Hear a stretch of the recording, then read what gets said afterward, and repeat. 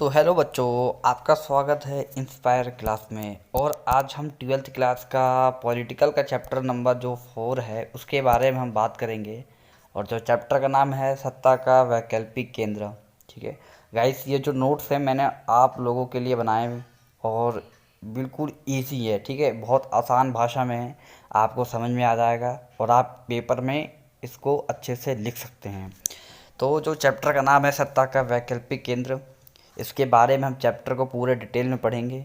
ठीक है, और चैनल को सब्सक्राइब आप ज़रूर कर दीजिएगा। ठीक है, बेल आइकन नोटिफिकेशन को ऑन कर दें जिससे कि जो भी मेरी जो वीडियो है वो आपको मिल सके।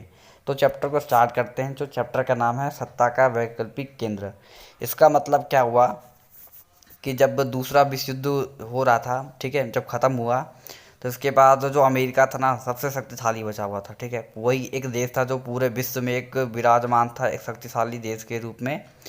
तो उसी समय क्या हुआ कि एक कुछ क्षेत्रीय शक्ति उभर कर आई। ठीक है, और ऐसा हुआ भी। ठीक है, और ऐसा हुआ भी, कुछ क्षेत्रीय शक्ति उभर कर आई सामने, जैसे यूरोपीय संघ, आसियान, चीन, कोरिया, भारत, ऐसे समेत कई क्षेत्रीय शक्तियाँ उभर के सामने आई। ठीक है, जब पूरे विश्व में अमेरिका एक महाशक्ति देश बचा था, फिर अमेरिका पूरे देश में अपना दबदबा कायम कर रहा था। फिर अमेरिका ने वर्चस्व के सामने कुछ क्षेत्रीय शक्तियाँ उभर कर सामने आई। ऐसा मैंने आपको बताया ना, बिल्कुल ऐसा ही हुआ था। फिर जो यूरोपीय संघ थे ना उसके बारे में बात करेंगे। जो यूरोपीय संघ की जो स्थापना थी वो 1992 में हुई थी मास्ट्रिक्ट संधि के माध्यम से। ठीक है, और जो उसकी जो नींव थी ना, नींव वो डाली गई थी नीदरलैंड में डाली गई थी। ठीक है गाइस, हाँ, और इसके बारे में और अभी हम आगे पढ़ेंगे।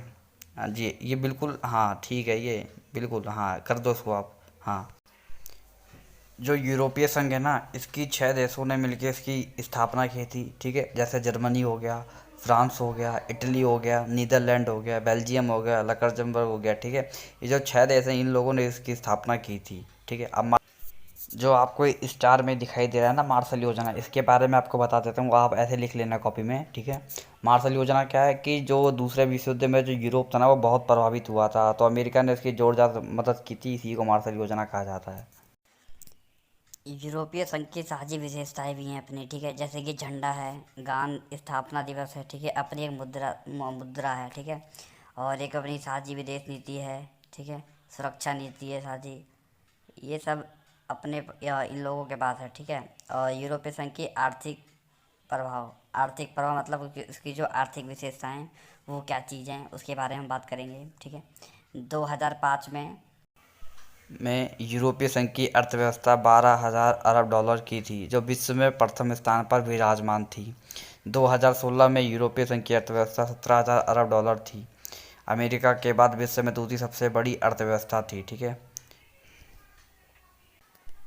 यूरोपीय संघ की मुद्रा यूरो। अमेरिका विश्व व्यापार में यूरोपीय संघ की हिस्सेदारी यूएसएसआर से 3 गुना ज़्यादा थी। इस कारण जो चीन और यूएसएस के साथ पूरी धौंस के साथ बात करता था। ठीक है, और यूरोपीय संघ की राजनीतिक प्रभाव, जो ये स्टार वन रखे हैं ना, ये पॉइंट है। ठीक है, यहाँ से स्टार्ट है। ठीक है, तो राजनीतिक प्रभाव के बारे में पढ़ेंगे। फ्रांस सुरक्षा परिषद में स्थायी सदस्य है। कई देश सुरक्षा परिषद के अस्थायी सदस्य के रूप में शामिल हैं। इन सभी कारणों से यूरोपीय संघ अमेरिका समेत सभी देशों की नीतियों को प्रभावित कर सकती है। ठीक है, यही सब कारण है। ठीक है, तो अनेक अनेक अनेक जो देश हैं उनको ये प्रभावित करता है यूरोपीय संघ। ठीक है, अब इसके हम सैन्य प्रभाव के बारे में पढ़ेंगे। ठीक है, जो स्टार में दे रखा है ये हमारा पॉइंट है। ठीक है, स्टार में इसके बाद सैन्य प्रभाव इस तरह से हैं जैसे कि दुनिया की दूसरी सबसे बड़ी सेना है। ठीक है, यूरोपीय संघ के पास कुल रक्षा बजट अमेरिका के बाद सबसे अधिक है। कई देशों के पास परमाणु हथियार भी है। अंतरिक्ष विज्ञान और संचार प्रौद्योगिकी के मामले में भी यूरोपीय संघ का दुनिया में दूसरा स्थान है। गाइस, अगर चैनल को सब्सक्राइब जरूर कर लेना और वीडियो अगर अच्छी लगी हो तो लाइक और शेयर अपने दोस्तों को ज़रूर करना। ठीक है, मिलते हैं अपने नेक्स्ट वीडियो में, और चैनल को ज़रूर सब्सक्राइब कर लीजिएगा, बिल्कुल फ्री है ये। जय हिंद, वंदे मातरम।